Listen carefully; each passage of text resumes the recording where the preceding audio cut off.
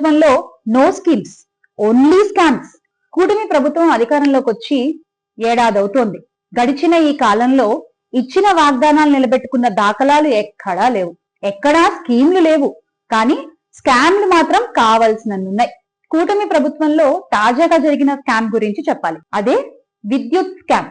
లంచాలు తీసుకుంటూ అధిక రేట్లకు విద్యుత్ ని కొనుగోలు చేసేలా ఒప్పందాలు కుదుర్చుకుంటూ రాష్ట్ర ప్రజలకు, రాష్ట్ర ఖజానాకు అతిపెద్ద షాక్ ఇస్తున్నారు గౌరవ ముఖ్యమంత్రి వర్యులు చంద్రబాబు నాయుడు గారు. ఇప్పటికే 15,000 కోట్ల కరెంటు ఛార్జీల పెంపుతో రాష్ట్ర ప్రజలకి భారీ షాక్ ఇచ్చిన కూటమి ప్రభుత్వం axis energy India private limited సంస్థతో తాజాగా కుదుర్చుకున్న ఒప్పందంతో రాష్ట్ర ఖజానాకు, రాష్ట్ర ప్రజలకు సమ్మర్ స్పెషల్ షాక్ ఇచ్చారు. మీకు అర్థమయ్యేలా చెప్తా.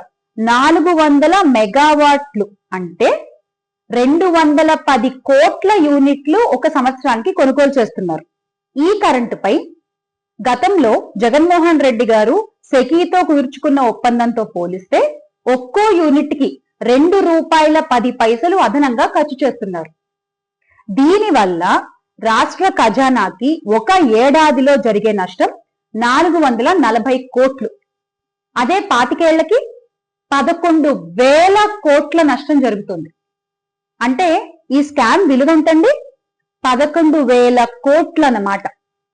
నాటి ముఖ్యమంత్రి వైఎస్ జగన్మోహన్ రెడ్డి గారు సోలార్ పవర్ ని ఒక యూనిట్ కి ₹2.49 కొనుగోలు చేసేలా అప్పట్లో సెకీతో ఒప్పందం కుదుర్చుకుంటే ఎన్ని మాటలు మాట్లాడారండి.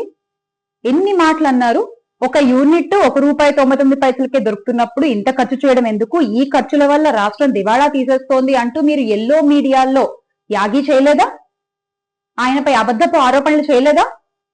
మరి ఇప్పుడు మీరు చేస్తున్నది ఏంటి? ఆ ఒప్పందంతో పోల్చుకుంటే, జగన్మోహన్ రెడ్డి గారు సెకీతో కుదుర్చుకున్న ఒప్పందంతో పోల్చుకుంటే ఇప్పుడు మీరు ఒక్కో యూనిట్ కి ₹2.10 అదనంగా ఖర్చు చేస్తున్నారు కదా. ఇది నిజం కాదా? దీనివల్ల రాష్ట్ర ఖజానాకు ఒక ఏడాదికి 440 కోట్ల నష్టం జరుగుతోంది అన్నది వాస్తవం కాదా? మీ అనాలోచిత నిర్ణయం వల్ల రాష్ట్రంపై 25 సంవత్సరాల పాటు అదనపు భారం కొన్ని వేల కోట్లు పడనుంది అన్నది మీరు కొట్టేయగలరా? ఆ డబ్బులన్నీ మీ జేబుల్లోకి వెళ్తున్నాయి అన్నది మీరు కాదనగలరా? కనీసం ఇప్పటికైనా సెకీతో కుదుర్చుకున్న ఒప్పందం విషయంపై అప్పటి ముఖ్యమంత్రి జగన్మోహన్ రెడ్డి గారిపై మీరు ప్రచురించిన అవాస్తవాలకు, మీరు చేసిన అబద్ధపు ఆరోపణలకు క్షమాపణలు చెప్పి తీరాలి. ఈ ప్రశ్నలన్నిటికీ సమాధానం చెప్పకుండా అబద్ధపు ఆరోపణలు మేము చెప్పేస్తాము, మేము రాసిందే వార్త అంటే కాదు కదా. నమ్మడానికి ప్రజలు సిద్ధంగా లేరు. కూటమి ప్రభుత్వం దయచేసి ఇది గమనించాలి. నమ్మడానికి ప్రజలు సిద్ధంగా లేరు. ఎందుకంటే వాళ్ళకి అర్థమైపోయింది కూటమి ప్రభుత్వంలో నో స్కీమ్స్, ఓన్లీ స్కామ్స్ అని. Make Andhra great again with Jagan అన్న.